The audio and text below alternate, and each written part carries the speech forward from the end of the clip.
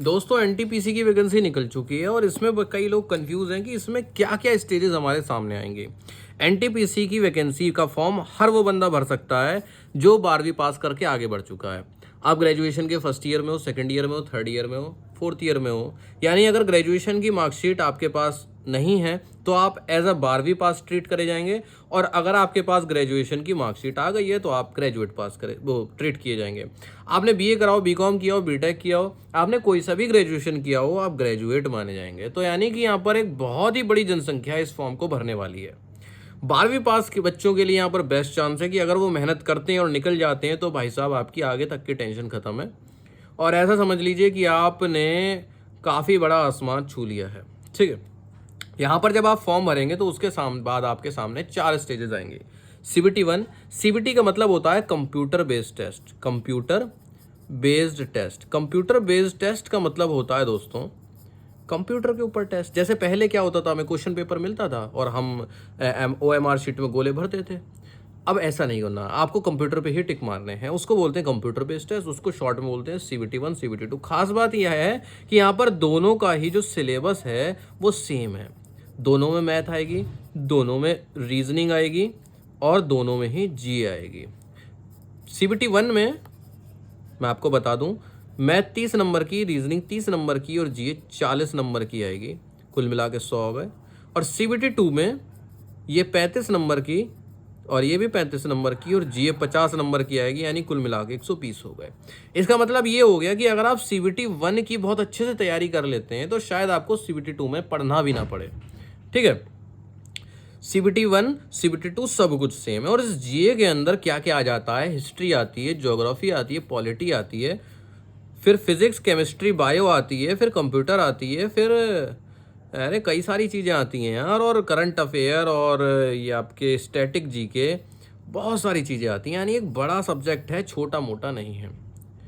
इसके बाद जब आप इसको भी पास कर लेंगे तो आपका टाइपिंग टेस्ट होगा, क्योंकि यहाँ पर कुछ टाइपिंग या क्लर्क टाइप की जॉब है, और आपके स्टेशन मास्टर के लिए एसएम जिसको बोलते हैं उसके लिए साइको टेस्ट होगा। ये टेस्ट बाद के हैं, इसकी चाहे तो आप तैयारी तभी से शुरू करें, अभी इस पर ध्यान ना दें। जब आपका सीबीटी 2 निकल जाए, अगर आप तब भी टाइपिंग की शुरुआत करते हैं तो भी आपकी टाइपिंग बहुत अच्छी हो जाएगी। और साइको टेस्ट तो ऐसा होता है कि आप 10 दिन भी पढ़ लिए तो आपका हो जाएगा।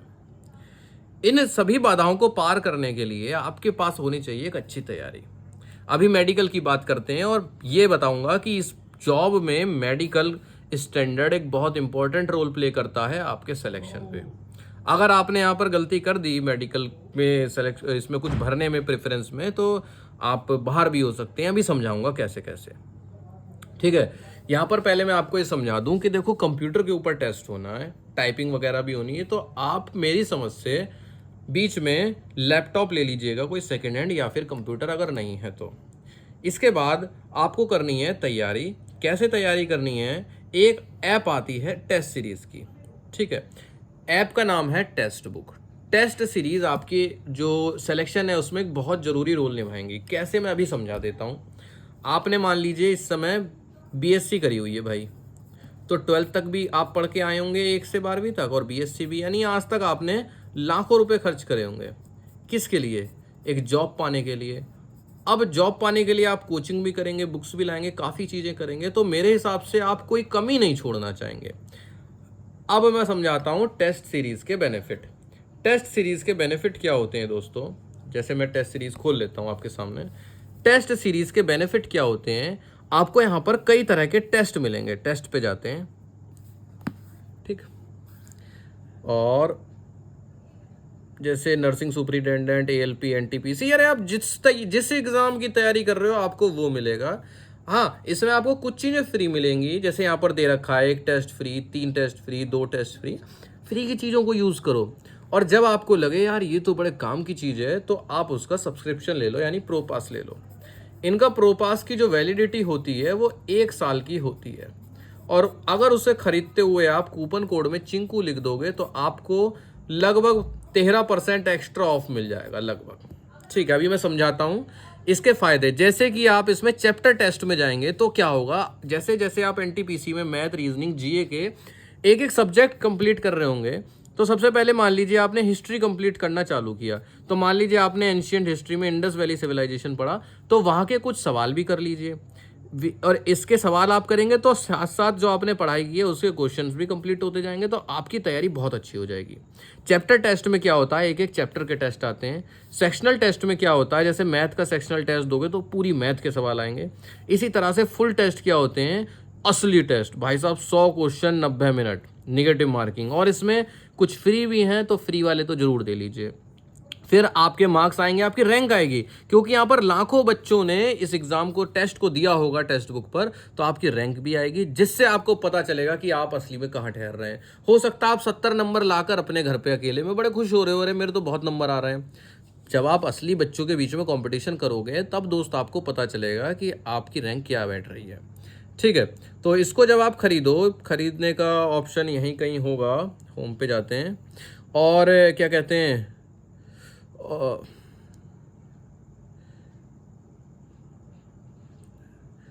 ठीक है, अरे यार मेरा तो प्रो है, तो प्रो पास है, तो मेरे में नहीं आ रहा है।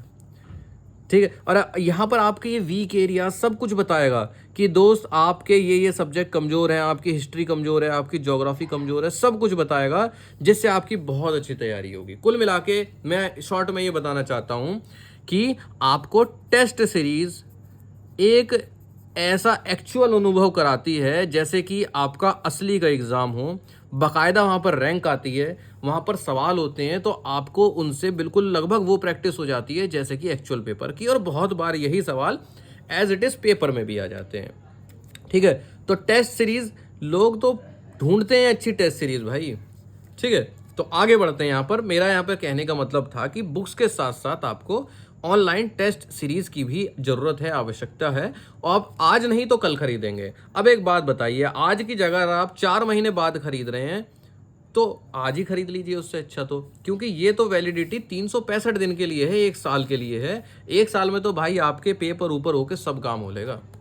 ठीक है, तो यही मैं एग्जाम पैटर्न समझा रहा था ऊपर कि CBT 1 में इतने इतने नंबर के सब्जेक्ट आते हैं और CBT 2 में इतने इतने नंबर के सब्जेक्ट आते हैं। फ़ायदा आपको ये है कि अगर आप CBT 1 के सब्जेक्ट्स को अच्छे से प्रिपेयर कर लेते हैं तो फिर CBT 2 के लिए एक्स्ट्रा पढ़ाई आपको नहीं करनी पड़ेगी।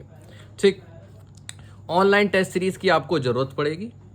ठीक है, जिसमें कि मैंने आपको बताया PYQs होंगे, चैप्टर वाइज टेस्ट होंगे, और इससे आपको टाइमिंग पता चलेगी। जैसे कि आप 100 सवाल तो कर रहे हैं, पर क्या पता आप 90 मिनट से ज़्यादा सवाल ले रहे हो, यहाँ पर आपको टाइमिंग पता चलेगी कि आप जो 100 सवाल कर रहे हैं। देखो मेरा एनालिसिस क्या कहता है, GA के जो 40 सवाल हैं ये 12-15 मिनट मैक्सिमम लेना चाहिए, मैक्सिमम। आपके 90 मिनट में से 15 गए, बचे कितने, 75, लो 20 चले गए, बचे कितने, 70, यानी कि 35 मिनट आप में पास है मैथ और रीजनिंग को सॉल्व करने के। मेरे हिसाब से तो किसी को भी यहाँ पर टाइम की कमी नहीं पड़नी चाहिए। फिर भी आप किस स्पीड से क्वेश्चन पेपर को सॉल्व करते हैं, किस स्पीड से आप अपने क्वेश्चंस को अटेम्प्ट करते हैं, ये हर बच्चे की अलग अलग स्पीड होगी। पर ये पता कैसे चलेगी, जब आप वहाँ पर टेस्ट्स को अटेम्प्ट करेंगे। मैं ये नहीं कह रहा आप खरीद लो, मैं ये कह रहा हूँ आप डाउनलोड कर लो। ठीक है, और वहाँ पर जो जो फ्री का माल है वो सब लूट लो, सारे टेस्ट दे लो, तब आपको खुद ही लगेगा कि यार ये बताओ 300-400 रुपये में 1 साल का प्रो पास मिल रहा है। 1 साल में आप कम से कम नहीं तो 4-5 फॉर्म भर दोगे और उनके एग्ज़ाम दे लोगे। और अगर इस चीज़ से आपके टोटल, मैं कह रही हूँ ज़्यादा नहीं, 5 नंबर भी अगर टोटल में बढ़ते हैं, मतलब बिना टेस्ट सीरीज़ के अगर एक बंदा 100 में से 70 ला रहा है और टेस्ट सीरीज़ की हेल्प से जब उसने प्रैक्टिस करी 1 आध महीना और वो 75 प्लस लाने लगा, उसकी टाइमिंग बेहतर हो गई, तो भाई ये 5 नंबर के लिए तो आदमी मतलब सालों लगा देते हैं, लाखों लगा देते हैं। आप आज तक 25 साल के हो गए, पढ़ लिख के 70 नंबर ला रहे थे, और इस चीज़ ने 1 महीने के अंदर आपके 5 नंबर बढ़ा दिए, तो ये कोई बुरी चीज़ है नहीं। ठीक है, तो यहाँ पर आपको रियल एग्जाम जैसी सिचुएशन मिलेगी। अब इसका फ़ायदा क्या होता है, जैसे कि आप एक क्वेश्चन पेपर को पहली बार सॉल्व कर रहे हो, एक्चुअल एग्जाम में आपको पता ही नहीं चलेगा। पर अगर आप यहाँ पर सॉल्व कर रहे हो और वहाँ पर कोई सवाल आया, एग्जाम्पल के लिए रीजनिंग का सवाल आया, कोई सी ब्लड रिलेशन का सवाल आया कि वो आंट हैं, फादर अंकल, ये वो, स्टेप सिस्टर, स्टेप मॉम, ये सब आपने बहुत सारी चीज़ें वहाँ लिखी थी इंग्लिश में, आपको समझ में ही नहीं आई। पर अगर आपने टेस्ट सीरीज अटेम्प्ट करी हुई है तो आपको कुछ ट्रिक्स जरूर पता चल जाएंगी, जैसे कि आप कुन्ने में जाएंगे और उसकी लैंग्वेज को इंग्लिश से अपनी रीजनल लैंग्वेज में कर लेंगे। मान लीजिए मैंने हिंदी में कर लिया, अब वही सवाल हिंदी में लिखा होगा, वही ऑप्शन इंग्लिश की जगह हिंदी में आ जाएंगे, आंटी अंकल और जो भी इंग्लिश में होता है वो सब हिंदी में आ जाएगा, चाचा ताऊ मामा मामी, और अब आप उस क्वेश्चन को अच्छे से समझकर उसका जवाब दे सकते हैं। तो ये चीज़ आपको कब आई? ये चीज़ आपको तब आई जब आपने पहले से ही कुछ टेस्ट को अटेम्प्ट कर रखा था। ये आप डायरेक्ट असली एग्जाम में थोड़ी दिमाग लगा लेंगे, वहाँ पर तो आपके पास घबराहट होगी, आपको पता ही नहीं होगा कि मेरा ये जो समय मिला है 90 मिनट का, ये मेरे लिए पर्याप्त है कि नहीं। तो एक एग्ज़ाम की अच्छी तैयारी के लिए, कंप्लीट तैयारी के लिए टेस्ट सीरीज़ का बहुत इंपॉर्टेंट रोल रहता है। ठीक है, तो यहाँ पर बुक्स वैसे मैं आपको बताता ही रहता हूँ, और एक बुक से कुछ काम नहीं चलता। जैसे आप कहते हैं ना कि यार कोई एक बुक बताइए भैया, या ये बुक ले लिए इसकी, भाई देखो हर बुक का अपना अलग इंपॉर्टेंट रोल रहता है। कुछ बुक्स में चैप्टर वाइज सवाल रहते हैं, कुछ बुक्स में टाइप वाइज, कुछ बुक्स में प्रीवियस ईयर क्वेश्चन के रहते हैं। ठीक है, कुछ बुक्स में सिर्फ और सिर्फ पिछले बार के क्वेश्चन पेपर रहते हैं। जैसे अब मैथ की बताता हूँ, मान लीजिए आप 12th क्लास में है तो आपके पास एनसीईआरटी भी होती है, आपके पास आरडी शर्मा भी होती है, आपके पास आरएस अग्रवाल भी होती है। क्यों होती है भाई? क्योंकि आप नहीं चाहते मेरे एग्जाम में कोई कमी रहे। इसी तरह से जो पढ़ने वाले बच्चे होते हैं उनकी अलमारियां बुक से भरी रहती हैं, एक एक सब्जेक्ट की कई कई बुक्स होती हैं। ठीक है, क्योंकि अगर वो एक एक बुक भी एक एक मार्क्स दे रही है उनको, तो वो उनके लिए बहुत बड़ी चीज़ है। चलिए, उम्मीद है इस वीडियो से आपको कुछ एनटीपीसी के एग्ज़ाम के बारे में कुछ चीज़ें पता चली होंगी। मेडिकल और डीवी की बात बता रहा था मैं। यहाँ पर मैं आपको ये समझाना चाह रहा था कि यहाँ पर अलग अलग कैटेगरी के मेडिकल होंगे, आप फॉर्म भरेंगे। ठीक है, अब मान लीजिए आपने फॉर्म भरा और आपसे पोस्ट प्रेफरेंस पूछी गई, और आपने जो पोस्ट प्रेफरेंस भरी, पहले में मेडिकल कैटेगरी A2 थी, दूसरे में C2 थी, फिर B2 थी और फिर C2 थी। आपने पहले वाली पोस्ट जो भरी उसमें मेडिकल कैटेगरी आपकी उसमें जो मांगी गई थी वो A2 थी, पर क्योंकि आपकी आंखें ज़्यादा कमज़ोर हैं तो आप इस एग्ज़ाम के फाइनल में पहुंचते हुए भी मेडिकल में मान लीजिए फेल हो गए, तो अब आपको आगे की पोस्ट के लिए मौका नहीं दिया जाएगा, आप फेल हैं। इसलिए पहले नंबर की शुरू की प्रेफरेंस वो भरें जिसके मेडिकल को आप पास कर पाएँ। अब आप कहोगे भैया ये A2 B2 C2 ये कहाँ से पता चलेगा? कोई बात नहीं है, आप क्या करिए, रेलवे के जो एनटीपीसी का या तो आप पूरा नोटिफिकेशन डाउनलोड कर लीजिए, इस बार का नहीं पुराने बार का सही है ना, एएलपी का कर लीजिए, जेई का कर लीजिए, ग्रुप डी का कर लीजिए। रेलवे ने एक मेडिकल स्टैंडर्ड बना रखा है, जब आप उस नोटिफिकेशन को स्क्रॉल करेंगे और नीचे पहुंचेंगे तो वहां पर सब दे रखा है कि A2 कितना होता है, 6/6 होता है या 6/9 होता है, B2 कितना होता है, 6/9 होता है चश्मे के साथ। इस तरह से आपको वहाँ पर दे रखा होगा, तो आप किसी भी पास के सरकारी हॉस्पिटल में जाना, 1 रुपये की पर्ची कटेगी और अपनी आंखों को चेक करा के पता कर लेना कि मेरी कितनी बाई कितनी आंखें हैं। तो उम्मीद है ये वीडियो आपके लिए हेल्पफुल रहेगी दोस्तों, और टेस्ट सीरीज़ एक इम्पॉर्टेंट रोल प्ले करती है, ये बात सत्य है। ठीक है, इसको कोई झुटला नहीं सकता है, ये आपके सिलेक्शन में एक इम्पॉर्टेंट रोल निभाएगी।